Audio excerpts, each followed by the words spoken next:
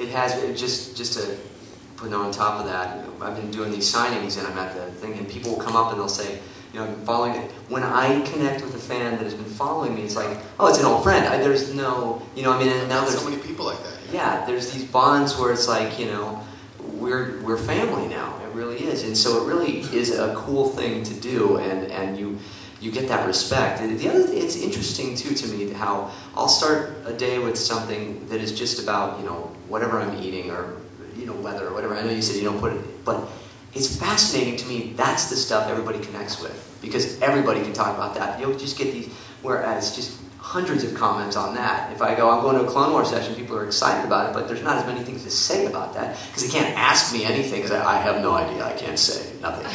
But if I talk about, what I did last night, watched Ferris Bueller last night, well, everybody's going to, give me their favorite quote, they're going to tell me about it, they're going to ask me, it's like, it's really awesome. Or if you can connect to people, like say it's James and you found a cool Obi-Wan thing in the real world, and you send it to him, or Ray Park, or like every Star Wars celebrity is on there. Like all the Clone Wars actors, we got Anthony Daniels, Carrie Fisher, Daniel Logan, Warwick Davis. So you can find so many people on there. There's no Billy D, but somebody does get a fake one.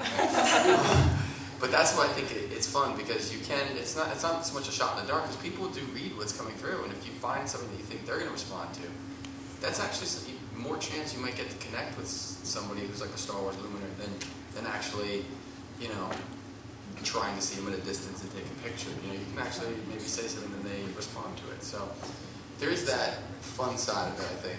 Sometimes they're shot in the dark, but you send something to somebody and hope they like it. And you get the response, and you're like, oh, that's really cool. And you can also connect with other celebrities about Star Wars.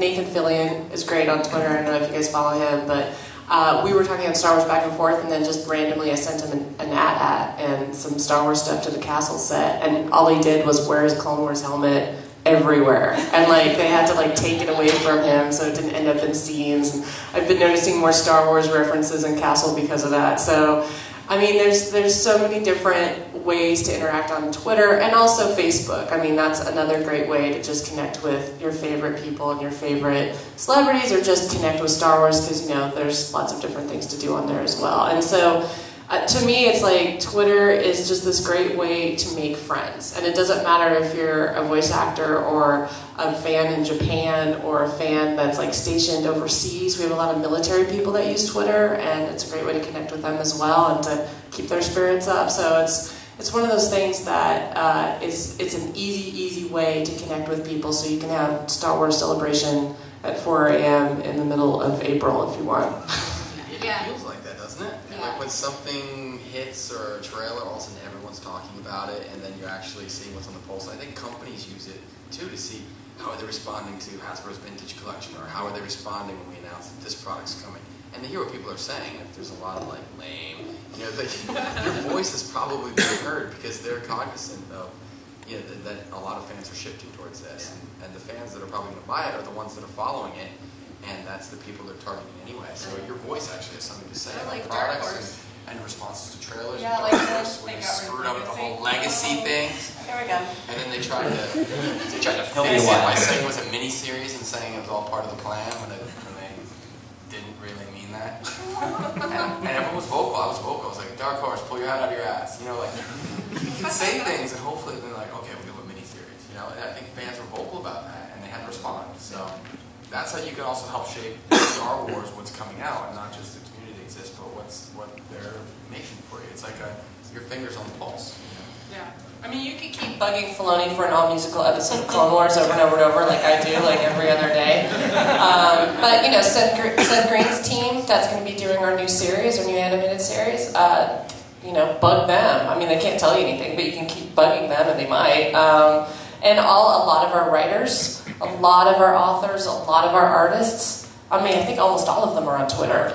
All the artists are on Twitter, and they show you stuff as they're working on it, and they use Ustream, which is another great social media thing that anyone can get on, and they do drawing tutorials, or you can see what they're doing there, what their process is. And I know you and Jamie did an interview where you just talked to fans about stuff on Ustream, and that was really cool too. Yeah, she was in an episode, and her hashtag is at Jamie, JAIME_King. She plays Aura Singh on the Clone Wars and a couple other characters, and she was doing a live Ustream event And Daniel Logan had done one too, the episode before for Death Trap, and Jamie did one for the following episode. And while it was on, or it was right after the episode, so she was online and people could ask her direct questions about the episode and what was revealed, and it was just really fun. But it was in like our home setting, and I was like fielding questions, and it was like people had an immediate response to what was just screened. It was the latest Star Wars out there. It was 2 seconds old, and people were commenting on it, and it was really fun. And I was like, this is actually exciting because there's something to this, and it's only going to get more advanced. It's only going to get easier. And like you were saying, I literally met 30 to 40 people here in person that over the past year that I've really been using Twitter actively as much that I've spoken to online. I remember them, like I've seen their picture or I remember their tag and something's responded, and I met them in person. Like, you are so-and-so. It's really nice to meet you. So then when you get to celebration, there's like the reward of finally meeting people that you have this connection with. So it was very cool. Tracy? Well, I was thinking I was kind of envious of the Clone Wars fans because they can go on Reddit and talk about it because they've all watched it at the same time. And with the EU, we all read a different. If I can't tweet like, oh my god, the end of blah blah blah, because I'm gonna spoil it for someone. But you hear about it. Yeah. But it's great to see this instant feedback from other fans, and not just the message board people who are a totally different group. That's kind of concentrated fandom there. It gets a little scary. but yeah, the whole social thing, I am totally freaked out right now. I can't. That's why I'm not talking. I clam up, but on Twitter and even the blog to some extent, I can just kind of go. I love Club Jade's Twitter because you guys are super sarcastic, and I love sarcastic geek girls. I find that to be like, we should all be cloned and have our own army. But I love Club Jade, and you guys do a lot of EU stuff, like a lot of expanded universe and a lot of fandom and a lot of girl stuff. Like that's another thing that I think is very important is, especially with women who are Star Wars fans, we feel like we're the only ones, like in our own individual communities, and we're like, there are no other girls that know this level of fandom. Like they don't know the differences between, land speeders, and they can't do, like, women who can do Chewbacca growls are hot, I think. And so, it's one of those things, like, we're our own breed. So on Twitter, it's like, even on like any social media, you don't have to use a girl name necessarily, so you don't necessarily know if you're talking to a girl or a guy, so that gender bias isn't there. I prefer to let people know I'm a girl because I'm a proud geek girl, and I want them to know they're talking to a chick, and it's pretty obvious how many times because of the Dr. Who quotes I put in. But yeah. And UFO abductions. I know, I'm a spaz, so if you follow me, I do apologize again and again and again, because I am like an X-Files episode on repeat. But no, but it's just one of those things that I think for women, social media is a great outlet, because women are already pretty social in general, but it's just a way to connect and feel like you're not the only girl who likes Star Wars, and you're not the only girl, who had an R2-D2 wedding cake, or in my case, married R2-D2. So it's like, it's a great connector, and I'm not saying anything against the guys rock, but it's just one of those things where you feel like you can actually like chime in, and it's not like a gender thing where it's a boys club. That's kind of how Club Jade started back in the dark ages of the internet in '95. We all kind of met at Raz AOL chats and AOL. Star Ladies, and we just all clicked. And now there's so many of us, and we know that we're legion, but we're still kind of in the background because the whole gender thing. But and Twitter has opened up that to more people. I mean, I would never have met Mandy, and we met, and we were like, it's like we've known each other for years, and we've only been talking for maybe a year on Twitter. Right. But well, I think the common thread with all you're saying is that the barriers to entry for conversation are lower.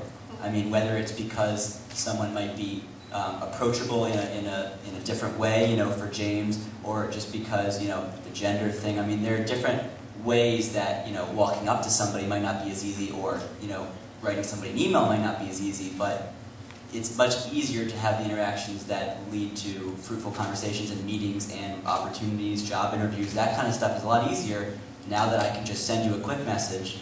I don't have to write out a letter, and sign it, send it, by a carrier pigeon, because, and not even just the speed, but the availability, the access, like you were saying, James, is just so much easier to have that communication, regardless of where you are. You know, that's another thing. Clone Wars, you may have seen it already, but when the international fans get to see it, you can jump on there and say, I remember this.